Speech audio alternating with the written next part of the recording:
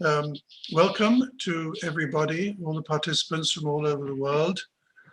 Big welcome from the Buddhist Society here in London to Venerable Dhammasami from Shan State Buddhist University, who will be talking. This is our fourth in the series on the Abhidhamma. And I should just say how very grateful we are, just halfway through the title, but say how very grateful we are that Venerable Dhammasami is prepared to give this time to this most important of subjects. And today we are on lesson 4, which is mindfulness, wisdom, compassion in the wholesome Cetasikas. So it's a really, really important part of the course. And I hope you've all had a look at your homework and you're ready to go, primed and ready to go. So without any more time, I'm going to pass over to Venerable Dhammasami. Thank you so much for your talks. Thank you, Chairman Desmond.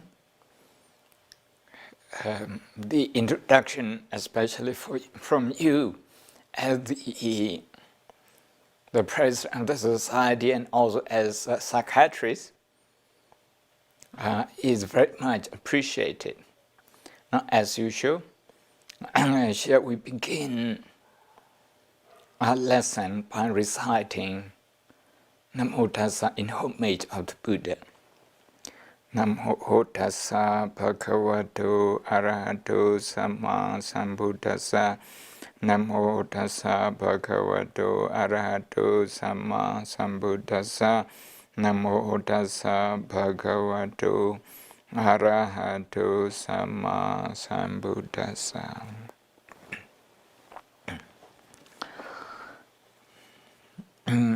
As you already know, we continue with the study of Cetasika, 52 Cetasika. Today is the last lesson on the Cetasika mental factors. Today we focus on the beautiful one.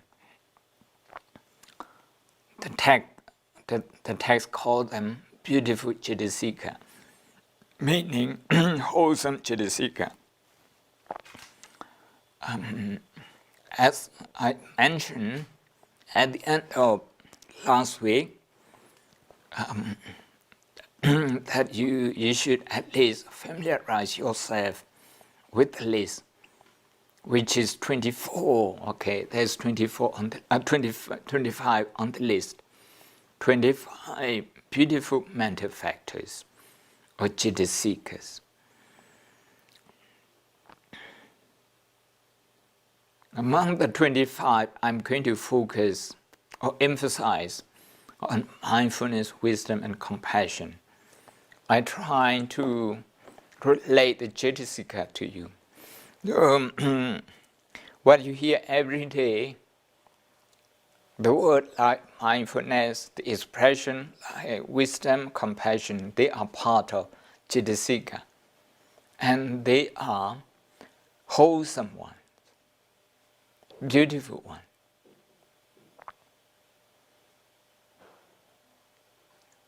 Beautiful in Pali is called sobana. That's direct translation. It's similar to the word that we use in Thai, kuson, in Burmese, kuto, in Sinhala, kusala. So being wholesome, being skillful in a sense, it creates peace, harmony, understanding. Okay, these qualities, they help us promote a peaceful, harmonious, and understanding society. So you can see how these factors, mindfulness, compassion, wisdom, are relevant to psychology, that is our state of mind, and also morality, which is our ethical behaviors.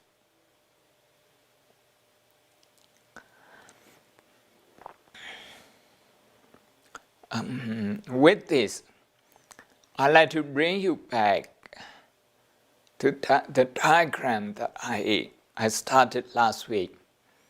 The diagram by Professor Paul Gilbert from Derby University in England, a clinical psychologist. His diagram has a good relationship to Buddhist psychology and Abhidhamma. But by saying this, I'm not making a statement that everything what he says and everything what I understand from Abhidhamma are the same. Okay, because we look at a big picture. A big picture on our part is about, yes, you can look at this one. A big picture on our part is more than understanding emotion. It's about purifying emotion. Professor Paul Gilbert doesn't talk about purification. We talk about purification. He talks about relieving suffering. Of course, we talk about overcoming suffering as well. But we take it in a sociological sense, okay, like we use the word liberation and that sort of thing, in a religious sense sometimes. So if you can see these three focuses, or three systems of focus, if I may start the repetition, the first one, the bottom one is threat focus.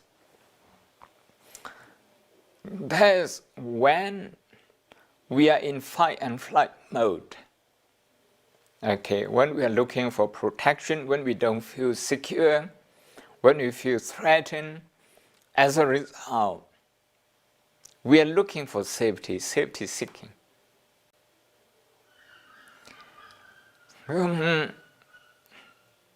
What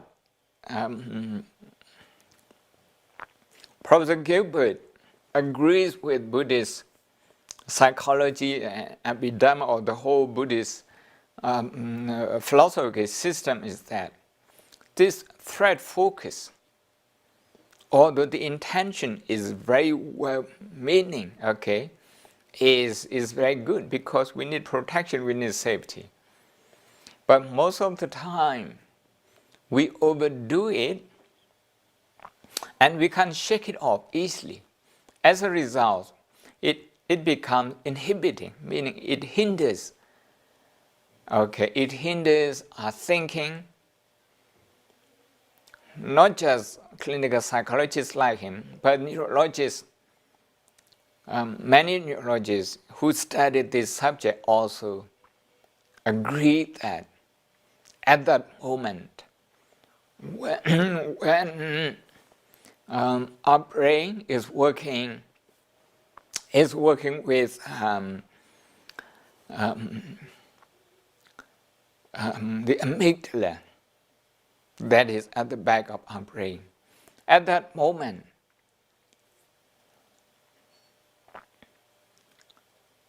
our judgment, our decision-making ability is inhibited, is hindered. Okay, we make wrong decisions, we make mistakes. Okay, sometimes as a driver, you take the wrong turn, you make wrong judgments. As a sports person, you make a wrong judgment when to assessate your effort, your energy, and when to slow down, when you should keep in preservation mode, when you should be observing. You make mistake when your amygdala is so active. And in the Cetasikas, we call this dosa, and we study a group of 4 working in the dosa group, in the anger group or in the fear group. Fear also includes in its extreme function, it includes hatred like that. It can begin with something like irritation, agitation, aversion. So this is threat focus. One thing that I didn't mention, I'd like to mention today, just by passing, because we have not studied matter, we have not studied material, okay, rupa, we have not studied this. This, what I'm going to say, relates to material, how the mind and the body, okay, work together. So in the threat focus, the hormone that we produce is cortisol hormone. We all know this. It's stress producing. So if we feel stressful, we need to check our mind. How we should check it? Now today we talk about mindfulness. We should use mindfulness to check it. We should practice, we should develop an awareness practice, a habit of awareness, just to check our aversion, just to check our fear, our agitation, just to check that. If we don't check that, we will be overwhelmed by this threat focus. Okay, threat focus system, both in the mind and also in the brain. In the brain, not just in the brain, in our biological, the whole biological system, like the cortisol hormone.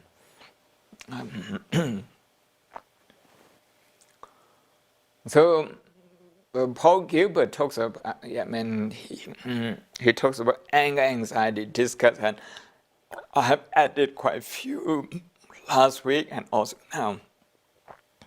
The second one, incentive focus or resource focus. This is, we do something, when we do something because we want something.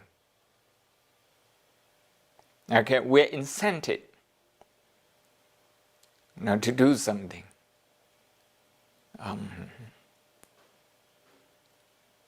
So we are going after resources. We want resources. So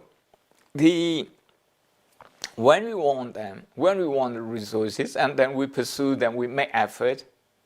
Of course, if we keep making effort, we achieve them. We consume, we make use of the resources that we have. Look, okay, how the last century and up to now have become, okay, how we have become consumers, how consumerism pervades every aspect of our life. So this is, I mentioned last week, this is lobha, and we have three in that. Not just wanting material things, but wanting maybe to propagate an idea, to dominate other people with our idea, with our belief, with our belief.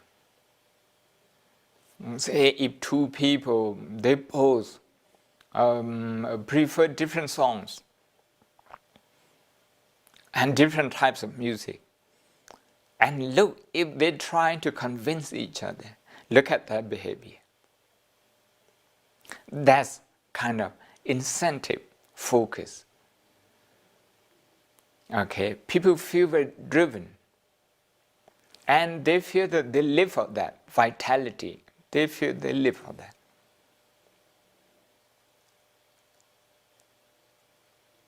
Okay, they are very active.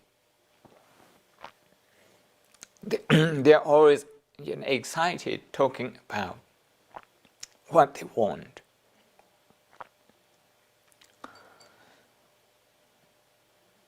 And here, as you may notice last week, Lobha operates with ditti. Ditti means wrong view. When you want to convince somebody about your idea, and you hold on that idea from self-centered point of view, that's where we say incentive or resource focus. People who want money, who want fame, who want recognition, who want a large following, or maybe who want some of the most expensive cars, for example. You can look at their behavior from this.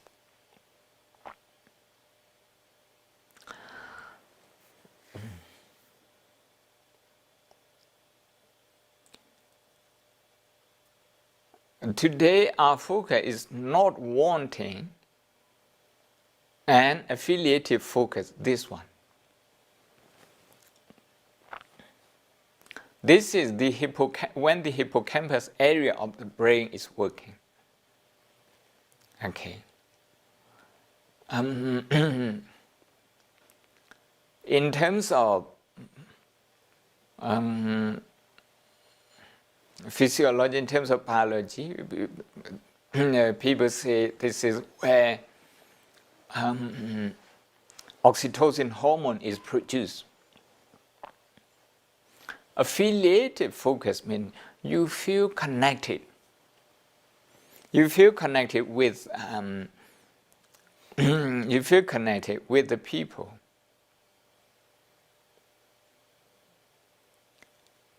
You feel connected with their pain, with their problem. Okay.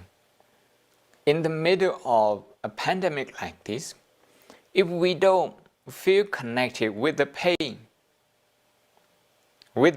of the people, instead, if we focus more on our ideas, how things should be done, very often you come back to threat focus. That is why in the clinical psychological point of view, Professor Gilbert, he has the arrow going both ways. From affiliative focus, you can return to threat focus. From threat focus, you can return to affiliative focus. It's about getting balance in that system. But as far as the Buddhist view, Buddhist psychology of philosophy, psychology of philosophy is concerned, we believe that if we put enough effort, we can do away with threat focus, we can do away with incentive focus, or we can reduce them to the minimal. And we can ensure that non-wanting and affiliative focus dominates.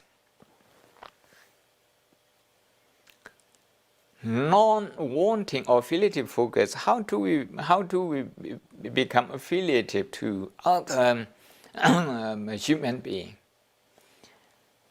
Forget about strangers. Sometimes with our family members, our friends, our colleagues, we are not on the same wavelength. We are not on the same page. When we are not on the same page, we actually feel threatened by each other. You feel threatened that your idea may be rejected, that their idea, might be imposed on you, something like that.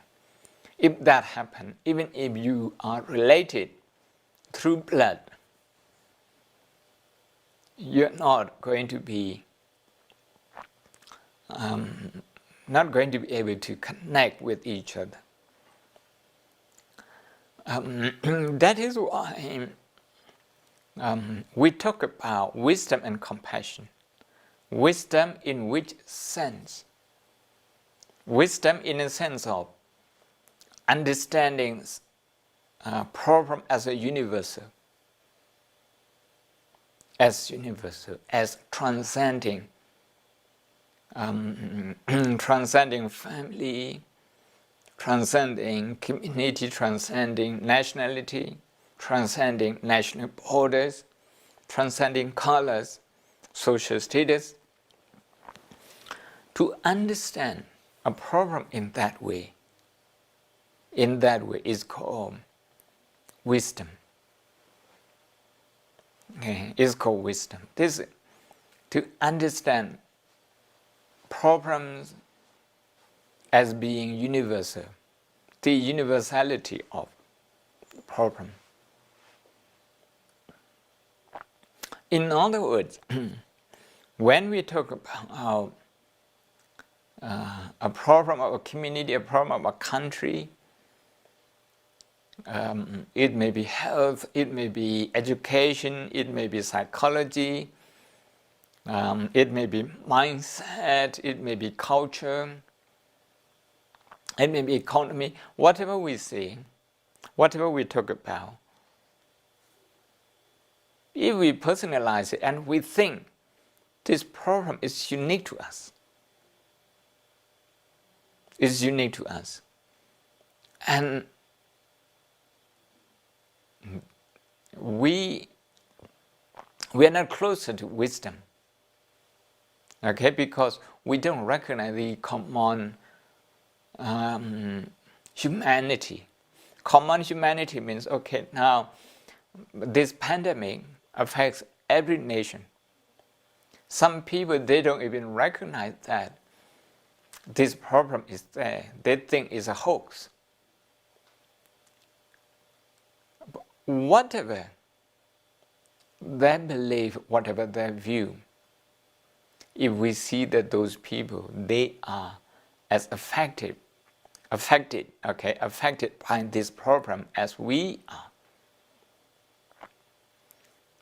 then we have a higher level of tolerance towards those people. Emotionally, we are not that easily shaken, meaning we have more resilience. So this is wisdom. This is wisdom.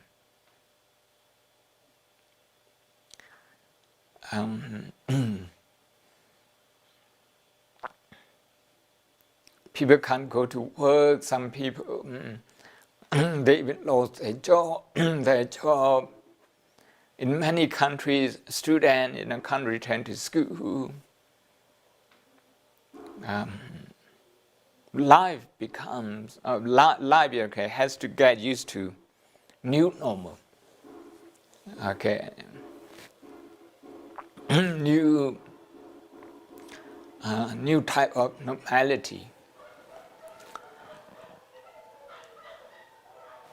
If we forget that this problem affects people we know and people we don't know, everyone, we actually we can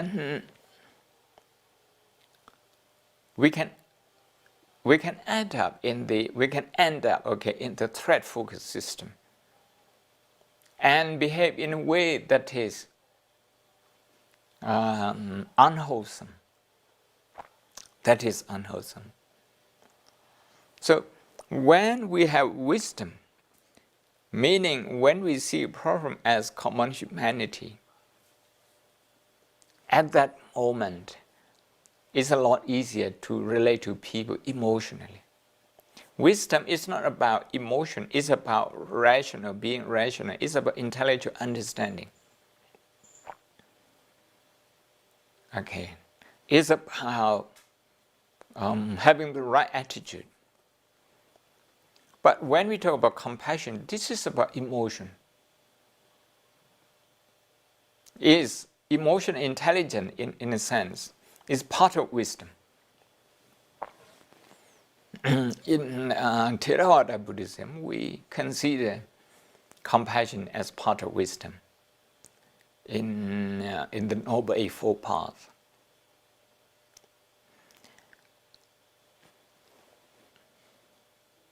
When we talk about compassion, then we need to be able to relate to our own pain, other people's pain. We need to be able to connect our pain with their pain with our pain. Sometimes the color, nationality, social status, different belief system, they come in between and we can't connect. We can't connect.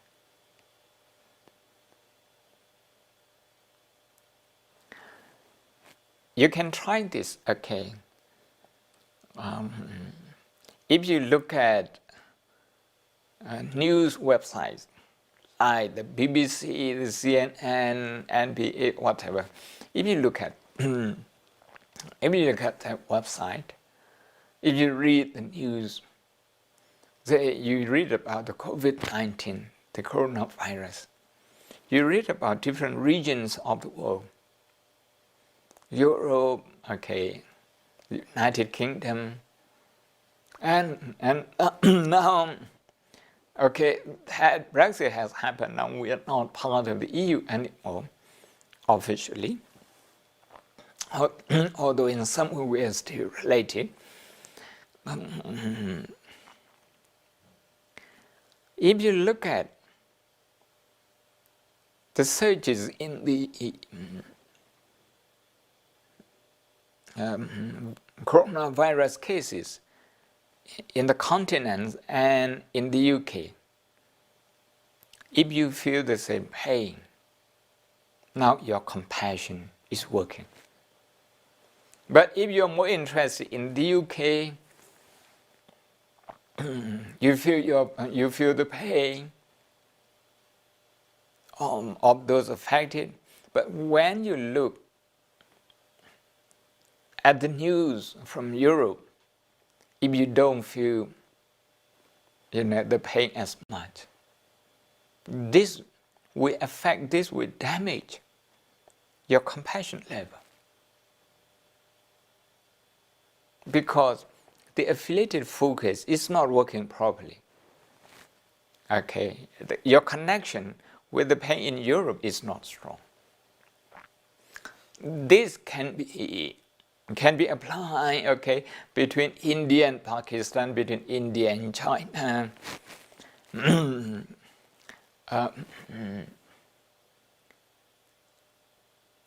And in the United States, between different states.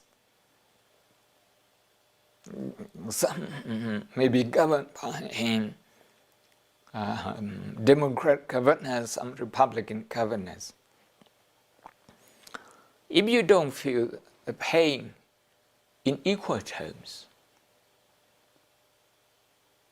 but you feel the pain of those people who share your ideology only, your affiliated system is not working. You will go into the threat focus. You feel threatened by the people who don't share your ability, your ideology, your way of thinking, your way of working.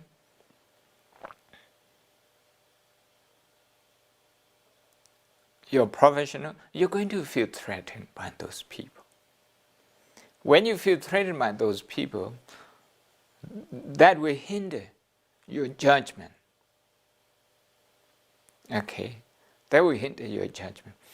That is why when we feel affiliated, that's compassion. When we feel affiliated,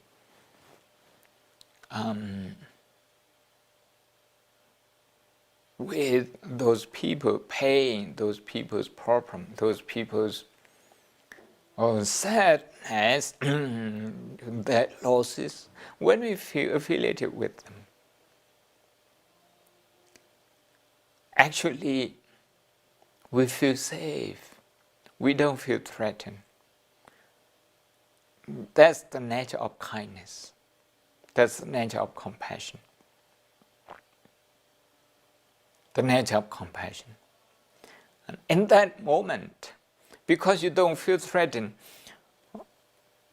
you don't excessively, trying to acquire resources just to protect yourself, just to ensure that you feel safe. You don't do that anymore. That's what we call non-wanting.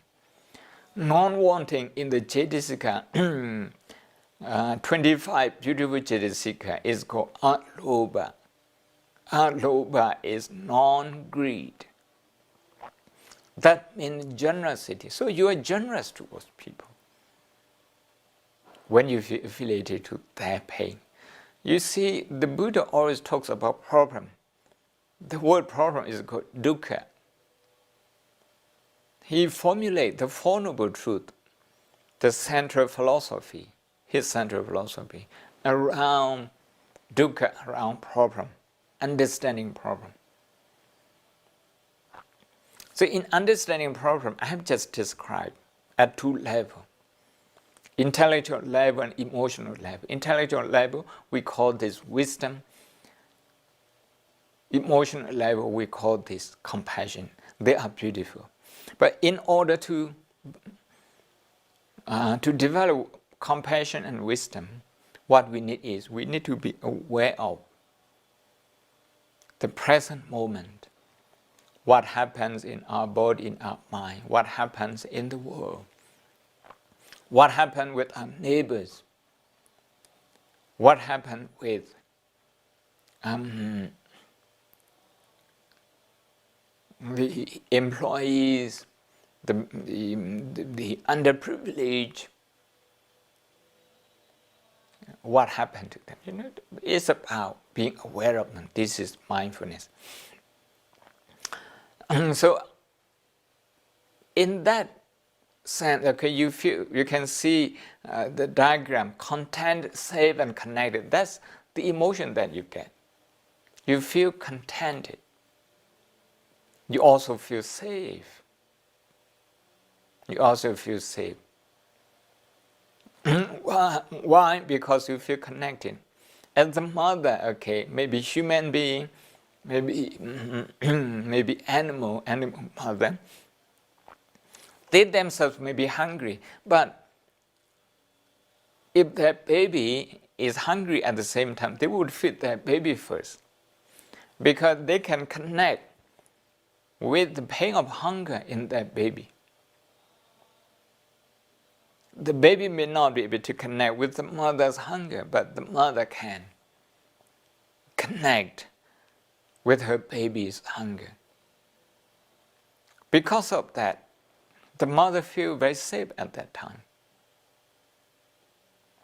and also contented. One word in the diagram, in the circle, is called soothing. That means, it removes your stress.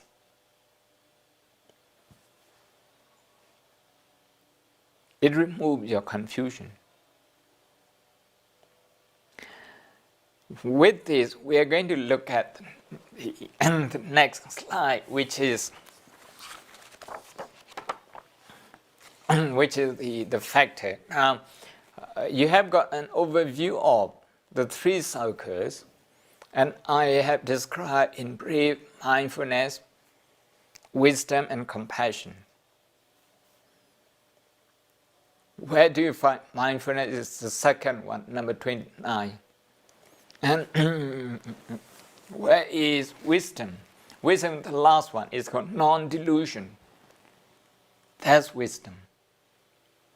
Where is compassion? Number 50.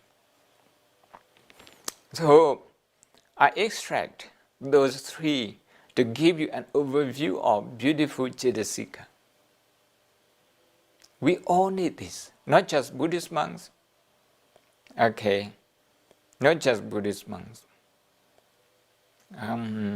Doctors, engineers, nurses, patients, politicians,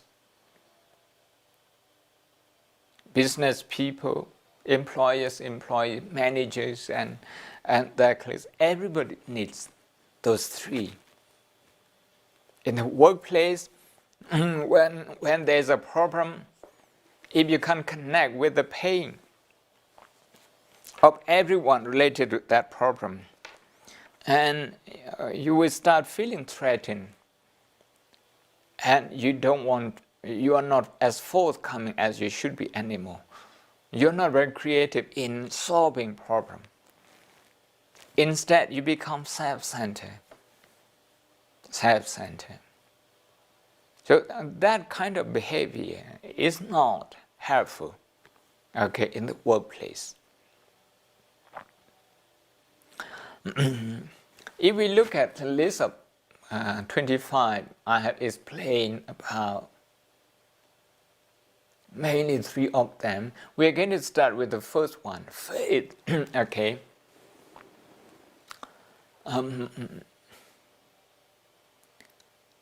This is a sense of self-assurance. You feel self-assured. Of course, what we talk about having confidence in the Buddha, in the Dhamma, and in the Sangha. In the Dhamma, in the sense that, we as a human being, we can develop our mind to understand problem, to develop wisdom and compassion. And this is about belief in Dhamma. Okay, we are not talking about books. Okay, books are just a container. Books. Buddhist texts, they are just containers. Okay, when we talk about the Dhamma, and the teaching of the Buddha, we talk about the Buddha's philosophy, a philosophy that says that a human being can develop self-reliance and solve problem. And if many individuals do that, that society, will be very liberating, very peaceful, harmonious. So that's what we say, believe in the Dhamma. We go to the extent that we can purify our mind, we can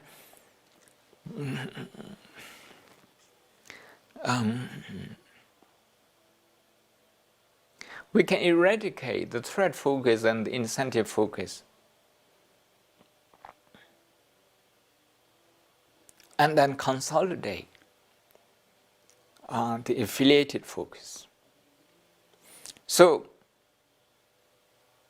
to have a belief in this is called faith. It's a sense of self-reassurance, as I mentioned earlier. Mindfulness I've already explained, and then shame and fear of wrongdoing. These two I have already explained in the unwholesome one. Lack of shame and lack of fear. Of course, the opposite of these two I explained last week. And this way, we have the opposite. Shame means, when you refrain from doing anything unwholesome, anything negative, because of self-respect. You respect yourself. Fear of wrongdoing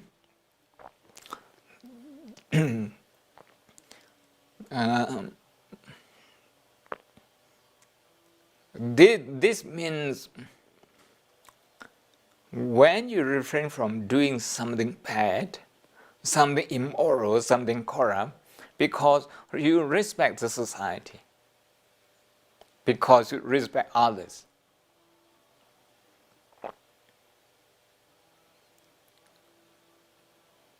The commentary gives an example.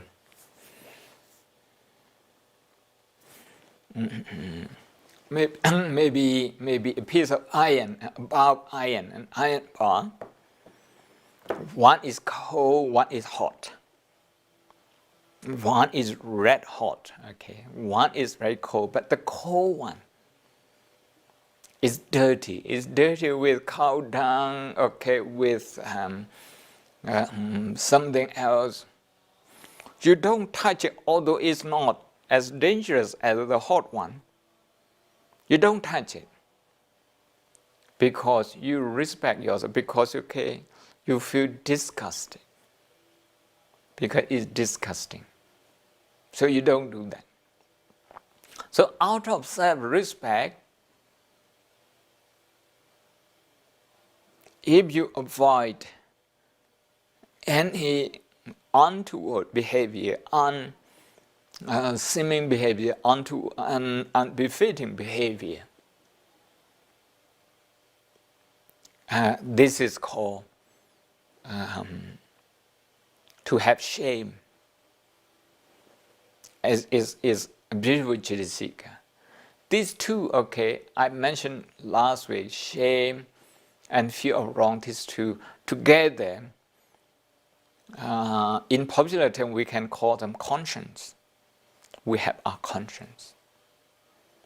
But here in the Cetasika and Abhidhamma Cetasika, we divide them into two.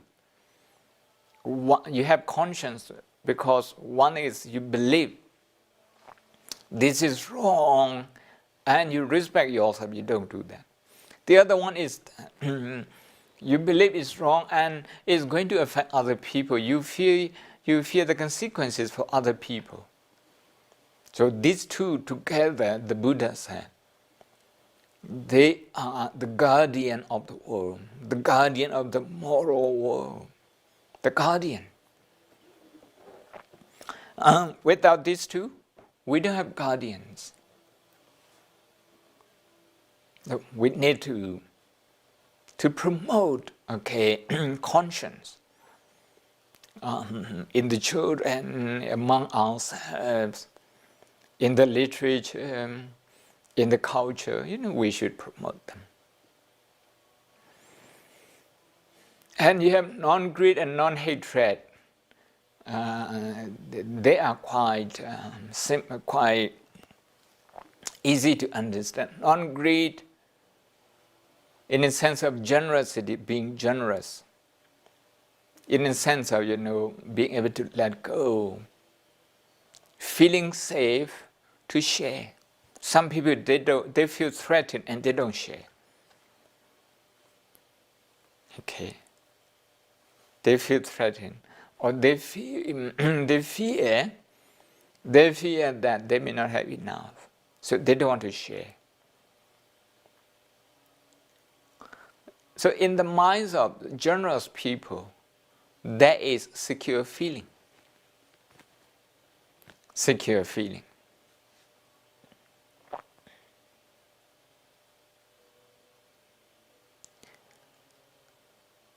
There is contentment. They are not resource seeking or running after resources. Instead, they share what they have. Non-hatred or non-anger, this is about non-threat system. If we look at from the three-circle diagram, this is about non-threat focus. The word that we are all familiar with is metta or maitri. Metta or loving kindness. But the word loving kindness is used here as non-hatred. Sometimes I translate it as non-anger. Why metta or loving kindness is mentioned as non-anger, non-hatred? Well, this is to show us that anger management is very important. If we are agitated, if we feel resentful,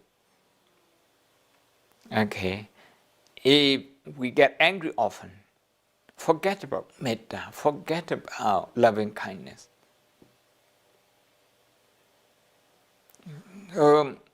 Among the many aspects of metta, among the many aspects of loving kindness, non-anger or management managing our anger is very, very important. I would say it's the foundation. The foundation, according to the analysis of Abhidhamma.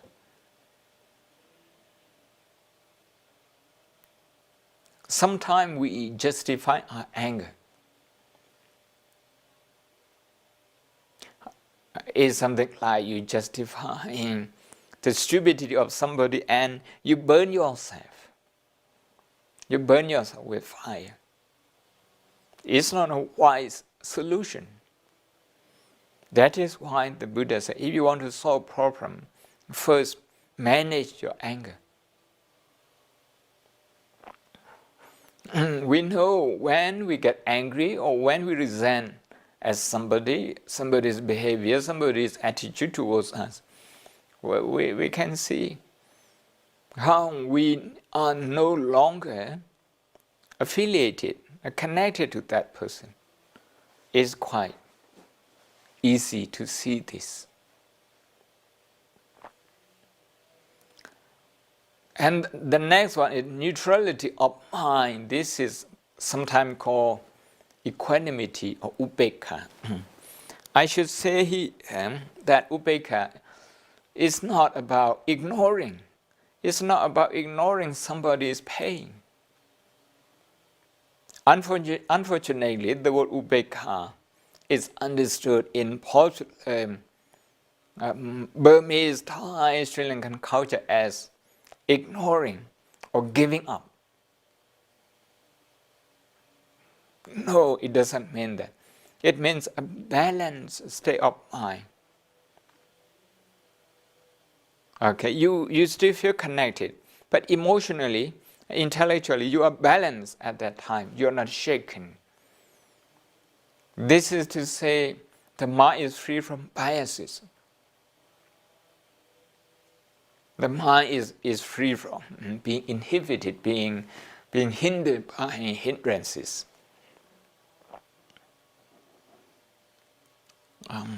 This requires a very high state of concentration to reach neutrality of the mind. After that, you're going to have 12 Cetasikas. Group them into 6 pairs, okay? You can read the tranquility of mental body, tranquility of consciousness.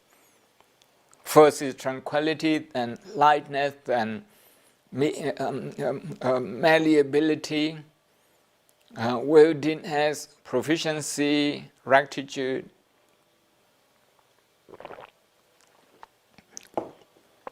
Six qualities. Tranquility is about being composed. Okay. Here, mental body means feeling, vedana, perception, sanya, and the other Cetasika. The rest of the Cetasika, so being calm. Sometimes we have compassion, but our compassion is not very calm, it's very restless, not very composed. Yes, it's true, some mothers, because they are very dedicated, they're very loving. There's no doubt about that. But this factor is missing, tranquility, okay? That love is not very calm, not very composed. So composure. Another one, lightness. Okay.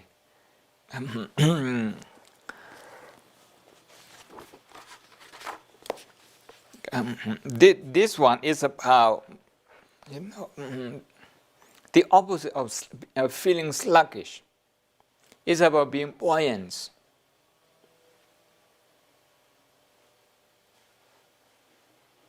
Lightness, mudita.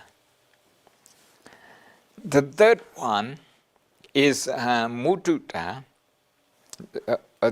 Earlier is lahuta, now this is mudita. This one is about being plastic. Plastic means being flexible, not rigid. Sometimes we have a bit of wisdom, but our wisdom is hindered by not having this one, this Cetasika, not having flexibility. But we are very rigid. We may be able to see the problem in the right way to a certain extent, but then we are rigid. We are not open to other people's opinion. So we become so self-centered with our own ideas, our own way of doing things.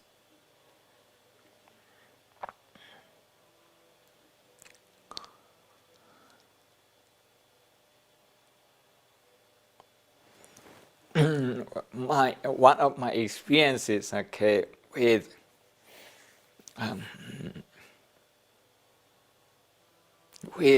the other monks, sometimes senior to me, sometimes junior to me. One day, one senior monk, when we were having lunch, he wanted to have fruit first. In both the East and the West, people usually have fruit later. But this teacher, this meditation teacher, he is in his 80s, he wanted to have fruit first before he has his main course. And one other monk, who is not his pupil, he said, no. Have this one first. Main course first, not fruit first. Different approaches to eating. People have their own preferences. If you think your way of eating is the right one, and you're going to be judging other people, who don't share your approach. Who don't share your approach.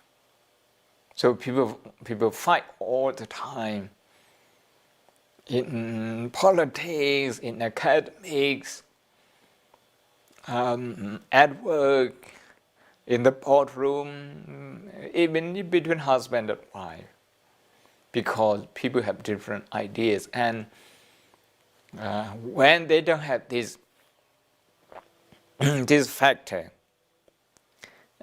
which is being plastic, it's called plasticity. We talk about neuroplasticity this day, that our brain is not rigid, it's changeable, it can be changed. People have discovered this some 20 years ago. So in the beautiful qualities of the mind, this is rather important.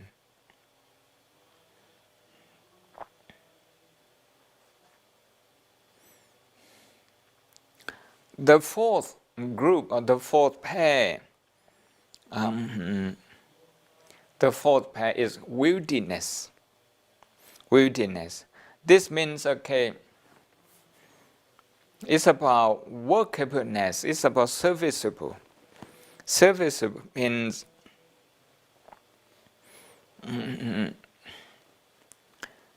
it's about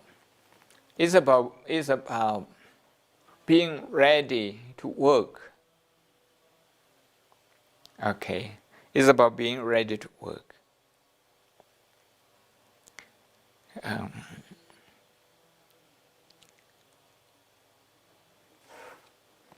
Is functionable, is workable. The fifth one is clear. It's called proficiency. Proficiency of the mind as a quality of the mind. And the last one is straightforwardness. Rectitude means being straightforward. The absence of twist and turn in the mind is quite straightforward.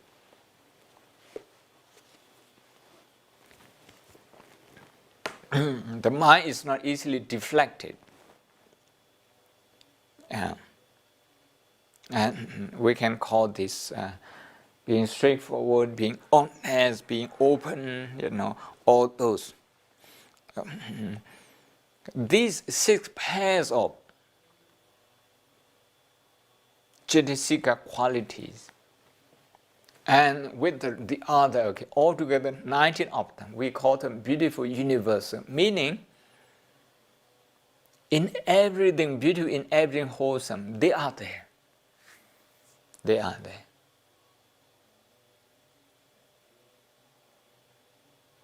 Let's look at the next 6. The first one is 3 abstinences. The 3 abstinences, they are the first two. Right speech and right action. They are our precepts. If you talk about 5 precepts, they are the first 2. Right speech, that's not telling a lie, but to tell the truth, to say something beneficial. That's right speech. Right action is not harming people, not taking anything, not given. They don't give us. And not to behave wrongly in sexual behavior, sexual intercourse. And the last one is intoxication. So they are right action. You can see that Buddhism looks at the precepts not as commandment of the divine, not divine commandment that you must do, but it looks at the 5 training, the training of the 5 precepts as the quality of the mind.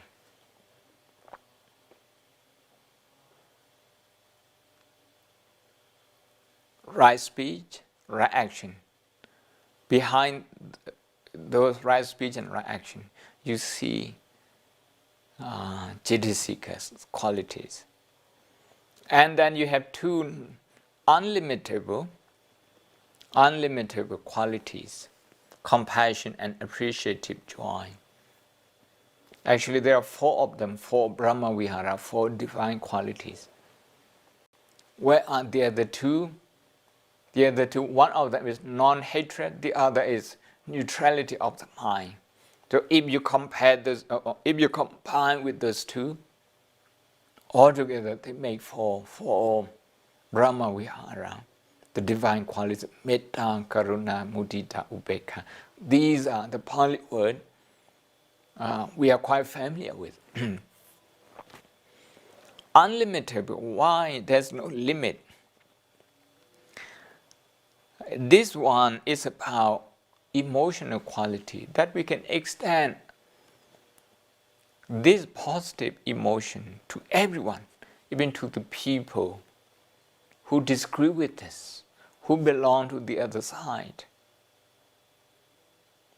who have nothing to share with us, who may even be talking, in a harmful way to us.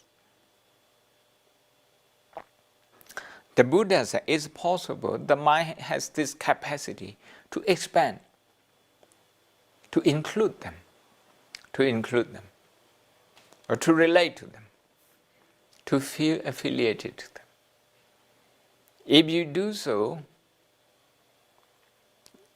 as you have seen in the 3 circles, you feel safe, you don't feel threatened by them.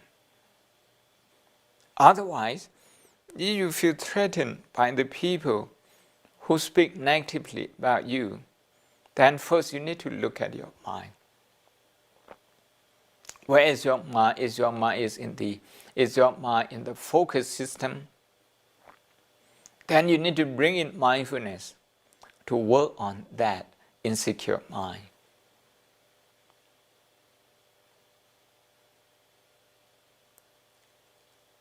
Compassion.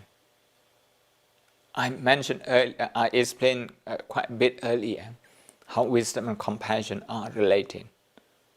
Wisdom is about understanding the pain being universal, affecting them and us. And compassion is about relating to that pain emotionally. Appreciative joy, this one, scientists, no, they have not studied very much. It's called mudita. They talk about gratitude, exercise of gratitude. In positive psychology these days, they talk about this. Gratitude, appreciation. But the Buddha would say, appreciative joy. Okay, first you appreciate your own effort, your hard work, your achievement. Then you expand this to include as many as possible. Along the way, you break down the barriers. So if you can appreciate one thing in the people you think are your opponent, in the people who don't share with your belief, who don't share with your culture, if you have an appreciation of some aspect of their life, or if what they do makes sense, at least makes sense to you, then you're not as threatened. You don't feel as threatened by them anymore. We can talk about coexistence.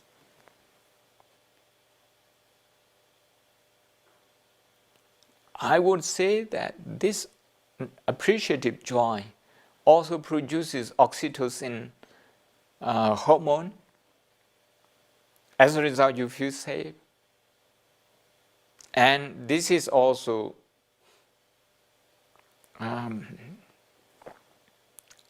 affiliative focus. It belongs to affiliative focus, not just compassion, but also this one. I think I have explained quite a bit. Let's go to the last slide. Lavinia. Okay.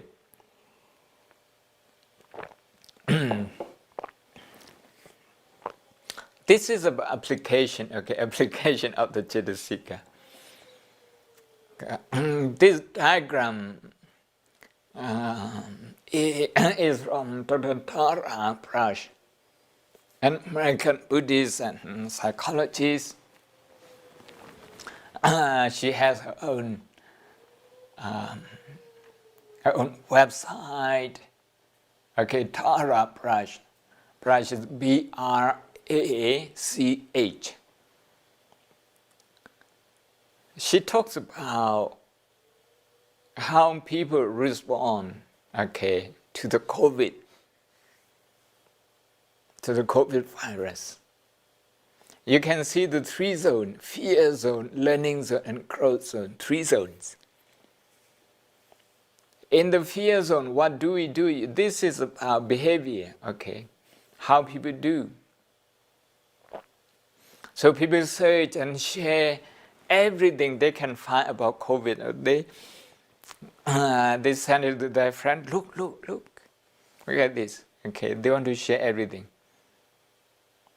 Whenever they see it, meaning they are in a sense in fear. They get very irritated easily, and they do a lot of panic buying.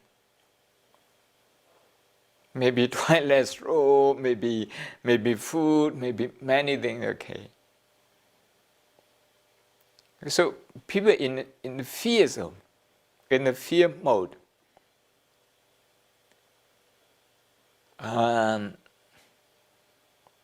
in Paul Gilbert's 3 circle, this is about threat focus.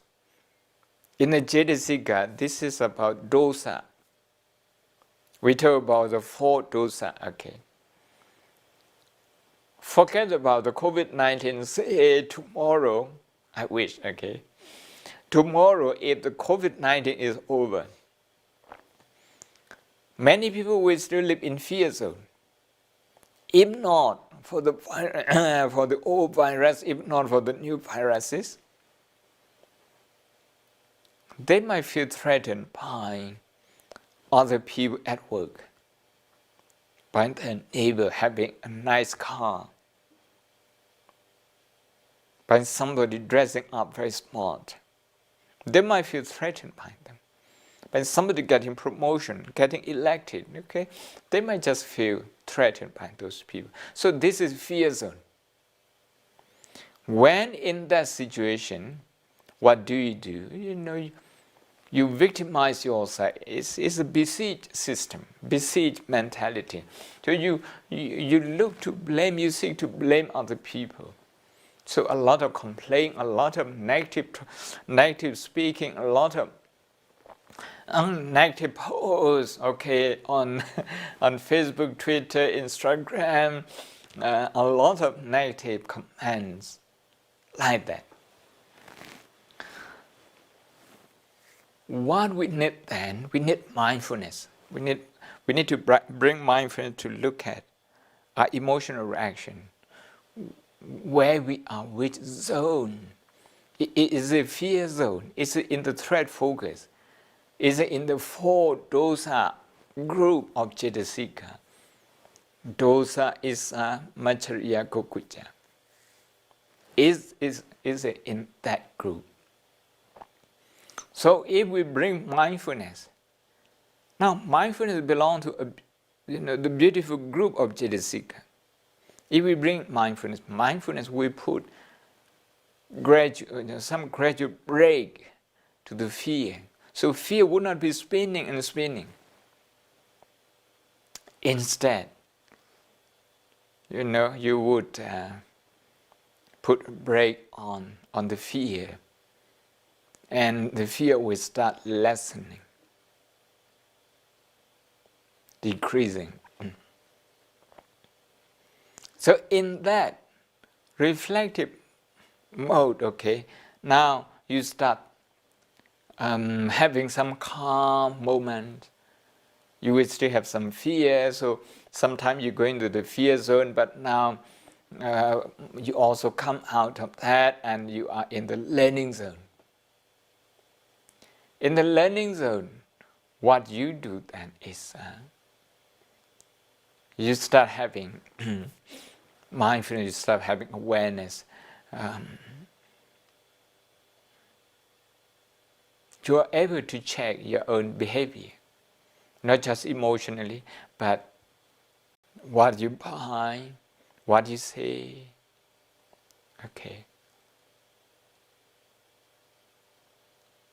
Something that can harm your own psychological status, something that can harm other people, like negative talks, negative comments. Yeah.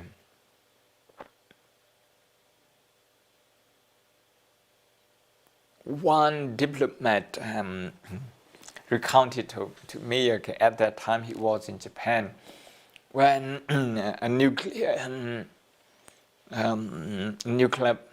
electricity plant, okay, was hit by a tsunami, and the water in that town became polluted, and people had to import water from other parts of Japan. So people had to queue in the supermarket for water.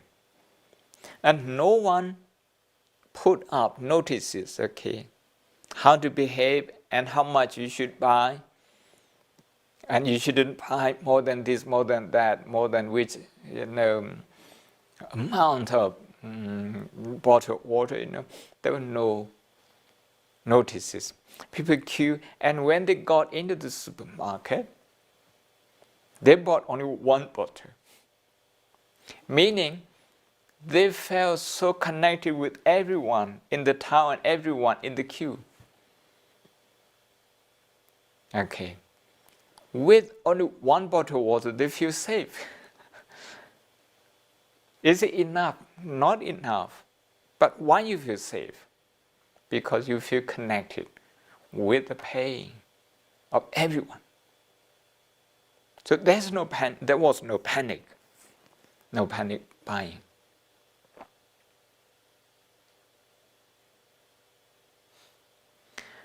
In that, if you're in that situation, you already move to the growth zone. Okay, you already moved to the growth zone. You feel connected with everyone, and you appreciate everyone's suffering. You appreciate everyone's patience. You appreciate the supermarket made water available. You appreciate also that the people in the queue, have the same need. You appreciate that. And that is reflected in your behavior.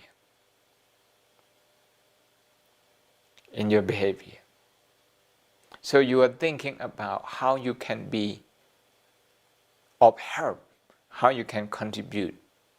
So your mind is very positive in that sense. That's growth zone. This growth zone, we talk about wisdom, we talk about compassion, we talk about being calm, we talk about being composed, psychologically. We talk about workable, we talk about mind being provisioned, so we talk about those beautiful Cetasikas.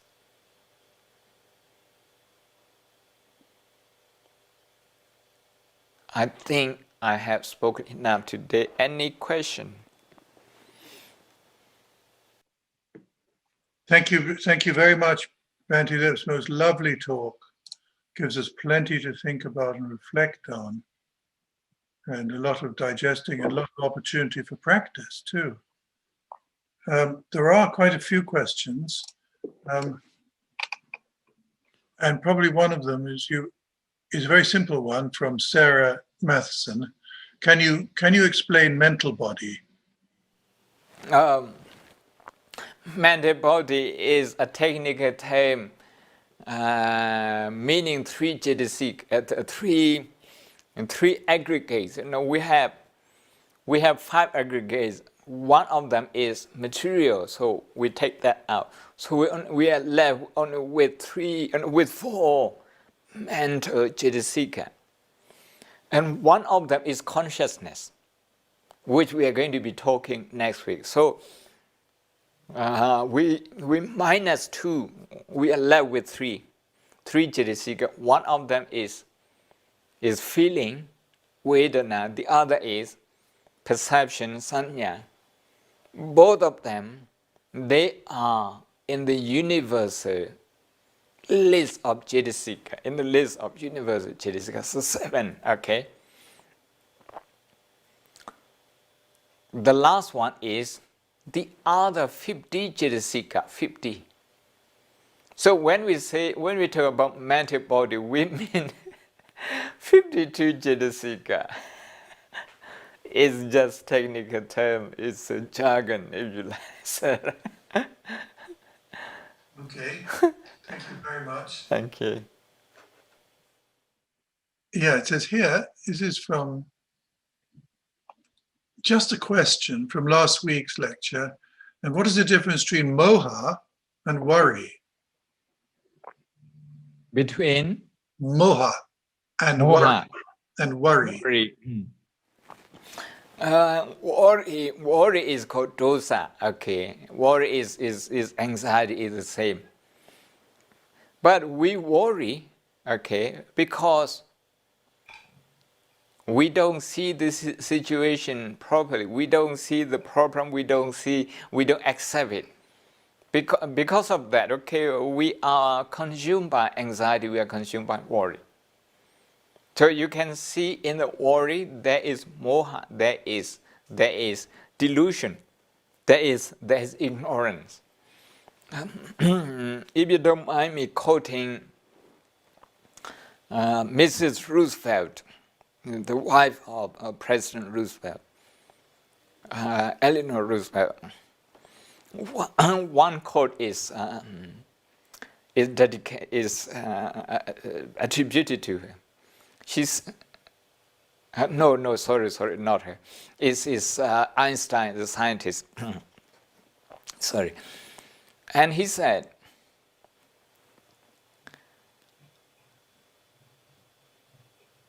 if we accept our limits, we often go beyond them. Not accepting the problem, not accepting our limit at that time causes more worry, causes more anxiety. If we think about all the possibilities and we accept them mentally, this is the task of mindfulness. With mindfulness, what he says, he may not be using this Cetasika, but I'm interpreting Einstein from Cetasika. If we are mindful of the problem, we often find the solution. So, not just intellectually, but also emotionally. Okay, thank you. If we're not in denial of how things are, then we can... Exactly. Now, this is a very good question. What is the difference between mental body and consciousness? Something that people get confused with. You have to combine today's lesson and next week's lesson to answer this. Can I answer this next week? Yeah, of course. Yeah. How much time have we got? A few minutes? Okay, a few minutes, maybe 5 minutes, yeah. Somebody wants to know the web address of the website for the COVID slide, the last slide you showed. Can you find? Can you Google? Tara. Okay, Tara, Tara Brush, BRACH. Okay, you will find her. She has a lot of talks, and she also has website. You're going to find this diagram in one of them. I think Odin or Desmond, can you also share this with the people? Yes, we can share that. Thank you. And here's one. How do we begin to address the insecure mind so that we do not feel threatened when facing aggressive speech? You have talked about it, but I still don't understand it fully.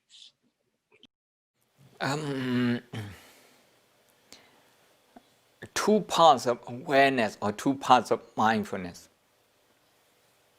We can begin with it. First, we begin with ourselves. That's called self-awareness. We begin with our fear. Maybe dislike.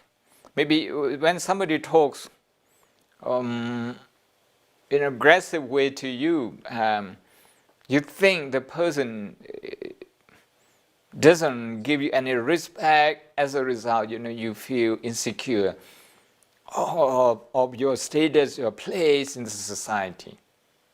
That you might be violated by the person. So awareness of this fear, awareness of this insecurity, just to accept, okay, this is insecure feeling. Take one deep breath. Okay, this person is talking like this now. I'm feeling tense, I'm feeling insecure. That's not enough in the long run. You also need to look at insecure feeling in the person. If that person doesn't feel insecure, okay, he or she wouldn't talk to you in that way. People talk aggressively because they like to go on an offensive, being aggressive so that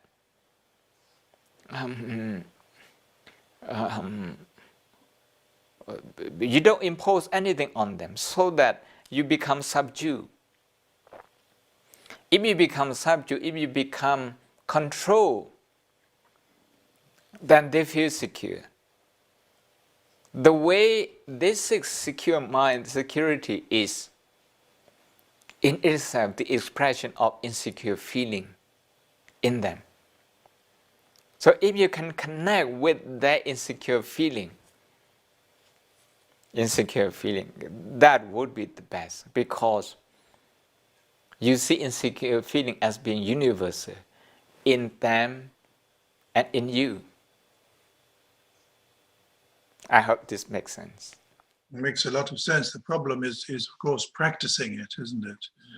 No, just take 1 or 2 deep breaths and insecure feeling. Because we don't want to feel insecure, so we try not to let ourselves be aware of it. Yeah. There's a very complicated question here, but I think it has to be the last one. Okay. And it may be too long for you to answer.